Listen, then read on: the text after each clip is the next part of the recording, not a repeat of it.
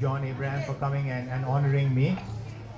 So over the last 18 years in my medical practice, I have found that though a lot of people have suffered and though there's so much information on heart disease out there still is a lot of ignorance out there.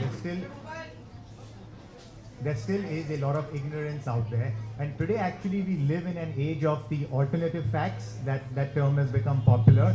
And with WhatsApp and with this misinformation going, I thought I'll try and clarify it and write a book called The Heart Truth.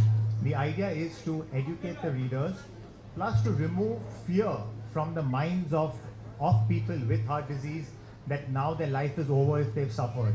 In fact, I believe that life begins after heart disease rather than ending after heart disease. My motto for my patients is they should be better than before. In my prologue, actually, I have a brave heart crossing the finish line of the Bombay Marathon, not the 21 kilometers, the full marathon, after bypass surgery. And the media mobbed him, wondering why, because he was the first person to run the full marathon in Mumbai after bypass surgery. And in fact, Dhananjay Yalurkar is sitting amongst us, so Dhananjay, can you just stand up for a sec?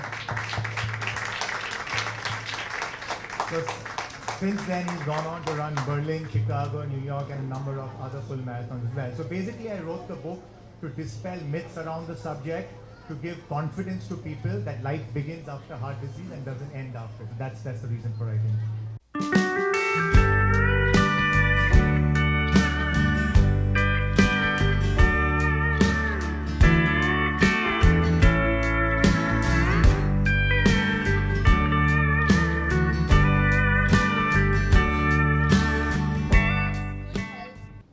I think, first of all, a very good evening to all of you, and congratulations to Aashish Contractor for the launch of this lovely book.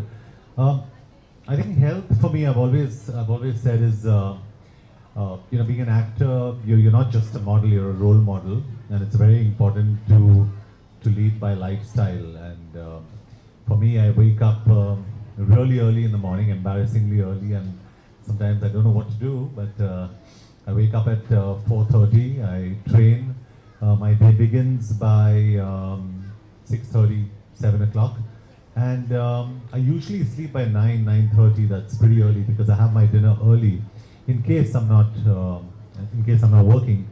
And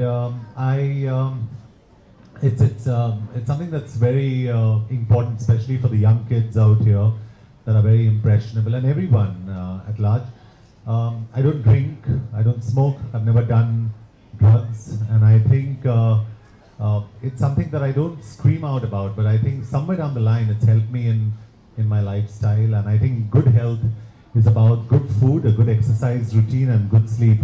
So I always say it's like a tripod stand. Without one, you kind of collapse, and it's important to have all three in your life. Thank you. You've had a chance to go through the book before the others have.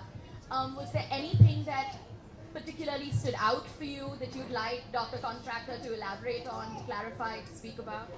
Yeah, actually, there was an article that was very reminiscent of what page was it, 12, 13?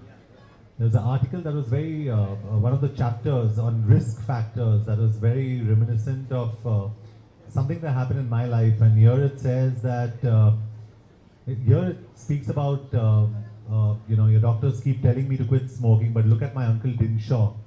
He smoked 1 packet a day, red meat, eggs and, alcohol, etc., everything. And he survived till the ripe old age of 92. And on the other hand, there's another guy called Mahesh who only had boiled foods and was a sannyasi and walked 5 miles a day, and he had a heart attack at 48.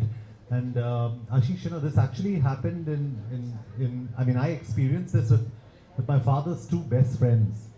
One was a Bengali gentleman who drank, smoked, everything, and he lived till the age of 90. And the other gentleman, a Punjabi gentleman who never drank, never smoked, died of cancer, and he had a heart attack early in his life at the age of 50, and he was gone by the time he was 55.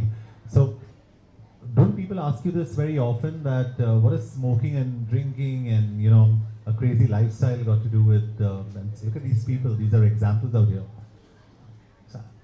So to answer that, actually I get that asked all the time, and let me explain it in the concept of risk factors and driving a car, because everybody understands driving a car. Let's say you're driving a car on this road on Friday at 5 a.m. and you're driving at 20-30 kilometers per hour and obeying all the rules. The chances of you having an accident are very slim.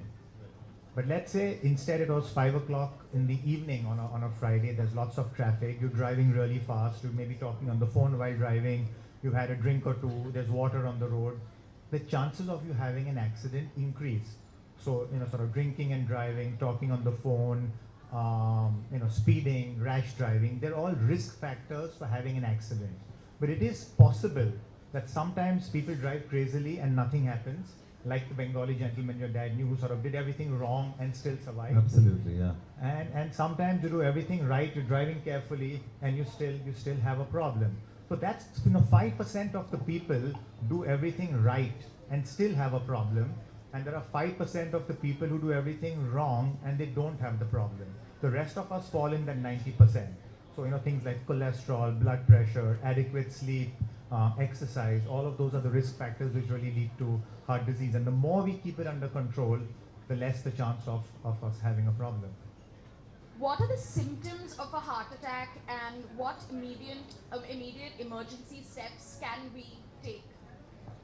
So I think to put it very simply, a lot of people are confused between things like acidity and gas and a heart attack. So I say any discomfort, anywhere from your navel to your nose, okay, especially when you're exerting, when you're exercising, and that goes away when you rest, that could be related to, those are signs of angina. So angina is not only pain in the left side of your chest going to your left arm, which is a very classical textbook definition. It's any discomfort anywhere in the upper body which increases with exertion. So it doesn't mean every time you get a toothache, you're having a heart attack, but a toothache could be a sign of having heart disease, okay? So that's the first thing. In an emergency, you get all these WhatsApp forwards going around, start coughing violently and frankly, none of that works. What you need to do is give the person an aspirin and make them eat it up, chew it up, not swallow the aspirin, chew it up, because that can dissolve the clot, and head to the nearest hospital. The biggest mistake we make in our city is we call the general practitioner, he will take 20 minutes to come, he will then say something's wrong, he will say let me do an ECG, and time has gone by. So time is muscle in such a situation, okay? And speaking of muscle, actually John, we met a couple of weeks back at your place, and you were talking about your workout. So do you do only a lot of strength training, or do you also do cardio? What's your workout like? So now in fact, I approach it in two ways. My next film requires for me to lose a lot of weight, but I do a lot of functional training. I do a bit of strength, a lot of cardio, and I mix it all up. I have a lot of fun. The idea is to be excited, to get up in the morning and go to the gym or go for a walk or go for a run. And it happens once a year when I'm with my two friends here, Mr. Anil Singh and Vivek Singh, the Mumbai Marathon.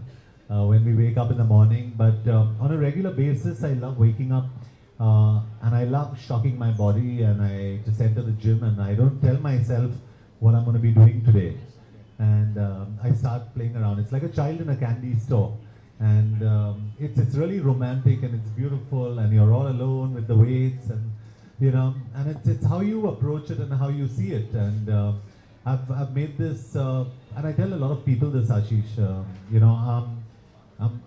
I'm very spiritual. I'm an agnostic, probably tending to an atheist. I don't know. I'm not sure. But I tell people that the only church, the only mandir, the only mosque is that gym or that place where you work out. Could be the road as well where you walk. And you need to worship your body, and it's very important. And that should come paramount. And I try and inculcate the same thing with a lot of youngsters who ask me questions, and I keep telling them, Aashish, and you can correct me if I'm wrong, but I tell them it's not about big biceps, it's not about six packs, it's about what your core strength is and whether I could beat Dhananjay. I think Dhananjay can outlast me, completely outlast me, in any marathon. He can run circles around me, and I think that's very special. What he does is very commendable. For all you guys who think it's easy, trust me, when we stand there in the mornings and when we look out, what you guys do is really commend. To cross that line is absolutely fantastic. So a big hand to you again. I think you're a real hero. What about recent news? There's been a lot of recent news circling, be it internet articles, forwards, etc., about cholesterol is no longer a dangerous substance. What does that mean? Okay, so there's a lot of WhatsApp sort of being forwarded around that, no, cholesterol is no more, I'll use the exact words that the US FDA used, no more a nutrient of concern. And what that means is the confusion. No, I eat 3, 4, 5 times a day, but my trainer asked me to have a cheat meal. I don't think I've had a cheat meal in I don't know how many years. I haven't touched aerated drinks in 20 plus years, and I think it's a way of life for me. So it's not me beating my chest and telling people, hey, listen, today I avoided having this, avoided having that. I think it's I enjoy the space that I'm in, and I love Parsi food. I love Parsi food. I love my patrani machi. So, but at the same time, I'm predominantly vegetarian. I have egg whites, and I have complex carbohydrates, I have my oatmeal after my workout, and I just feel good about myself, and I try and keep it clean, and I try and keep it really, really light. So I'm very energetic from early morning, and I really don't feel tired, but towards 9:30, I start building like a flower, like I just go down like this, because I think I need another pit stop of food, otherwise I'm gone. So what kind of motivates you to be this consistent and this regular? One of the things we tell our patients is that it's not doing dramatic things for a short period of time which is going to give you success. It's doing relatively simple things, but again and again and again, which is sort of going to give you that long-term success. So what's the driving force? I mean, is it your profession? Is it? Yeah, I think to be partly true, and if I must confess, it's also my profession, but it's also a way of life for me. And I think I'm the perfect example of someone who doesn't go into any extreme cases of doing things to change myself around. I think it's gradual, it's progressive, and I take a lot of care when I kind of have to lose weight, or when I have to put on weight, when I have to run, when I have to do strength training. So I really don't get excited about being dramatic about it, but I'm careful with my diet. Sorry. Okay.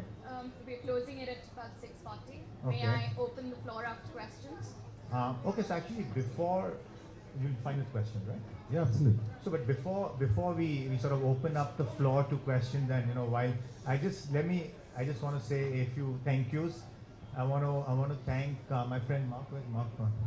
Mark Manuel for for putting the evening together, and for inviting John. Thank you, Sanaya and Kajal, for helping out. Thank you to the entire publishers team, the Westland team. Thank you to Crossword for helping putting this together.